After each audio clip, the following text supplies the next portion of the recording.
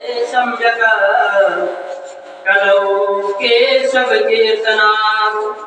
कलयुग में इससे सरल साधन कोई संभव नहीं है। केवल हरि नाम संकीर्तन मात्र से जीव भव पार को बड़ी सहजता पूर्वक पार कर सकता है।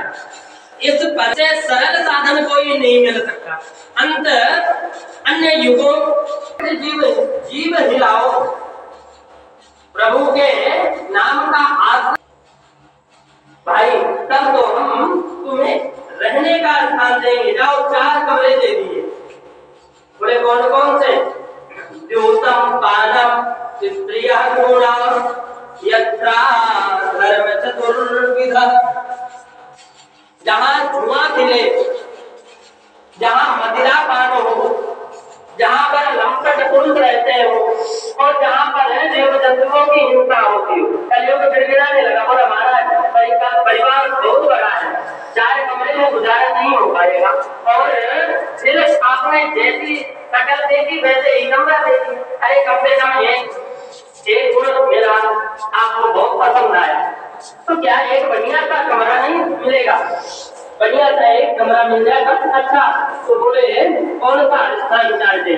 कलयुग में महाराज एक स्वर्ण का, स्वर्ण में निवास और मिल जाएगा, अपना काम चल जाएगा।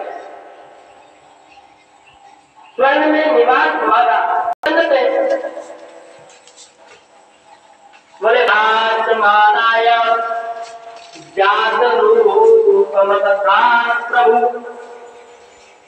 गुण पर रीझ गए कलयुग के राजा पारिस्थित। हमने तुम्हें स्वर्ण में भी निवास दिया। अब एक शंका होती है कि एक और स्कंद में उनको स्वर्ण में निवास दे दिया, पर दूसरी ओर भागवत में एकादश स्कंद में विभूति योग का वर्णन करते हुए उद्धव जी से भगवान स्वयं कहते हैं कि धातु नास्मि कांचनम। भागवत जी स्वर्ण धातुओं में मैं स्वर्ण मेरा स्वरूप है, इसमें मेरा निवास है।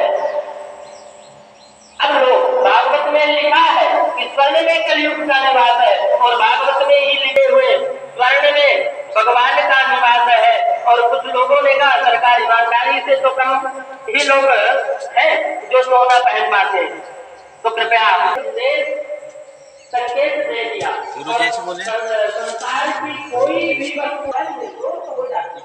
भगवान को अन्य में दोष है, पर ठाकुर जी का भोग लग जाए, भगवान का भोग लग जाए तो वह अन्य इस प्रकार बन जाता है। फिर वह अन्य नहीं रह जाता, भगवत प्रसादी हो जाता है, उसका सारा दोष दूर हो जाता है। इसलिए जो भी वस्तु संसार में ग्रहण करो उसे भगवान को समर्पित करके ग्रहण करो।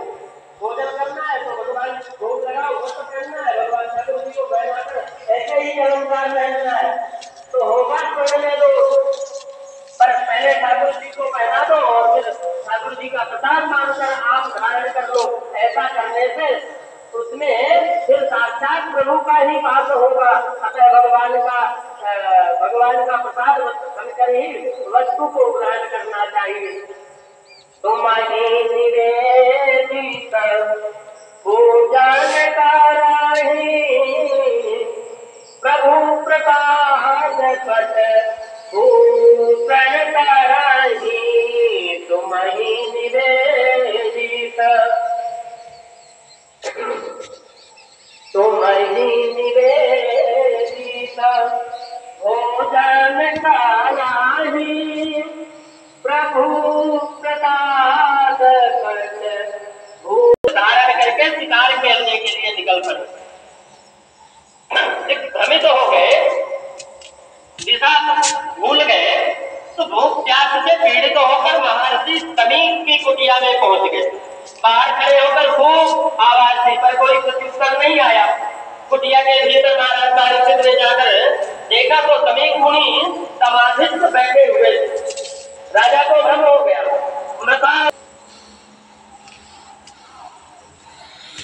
ये मृता है, इसकी ये समाधि राहोस्थित मृता है, इसकी ये झूठी समाधि है, ये मेरा शब्द सुन रहा है, पर आंख बंद करके इसलिए बैठ गया ताकि राजा के चक्कर में कौन पड़े, अपने आप चिल्लाकर चला जाएगा। अरे राजा ईश्वर का अंश होता है, देखता हूँ असली है कि नकली। एक मरा हुआ सर्प दिखाई पड़ा तो धनुष कोटि से उठाकर महात्मा के गले में लपेट दिया, पर महात्मा भी असली और उनकी समाधि भी असली, उन पर कोई असर नहीं पड़ा। महाराज परीक्षित तो चले गए, संत को समझने में भूल हो गई तो परिणाम बहुत भयानक होता है। अगर हम संत को समझने में भूल कर दें, परिणाम सचमुच में बहुत भयानक होता है। कहीं असली तो नकली समझ बैठे तो खतरा ही खतरा, और कहीं नकली तो बड़ा खतरा। रामचरितमानस में प्रताप भानु की कथा आपने सुनी होगी। एक पाखंडी महात्मा के चक्कर में पड़कर राजा प्रताप भानु का सर्वनाश हो गया। एक पाखंडी पर करके इतना भयंकर परिणाम हुआ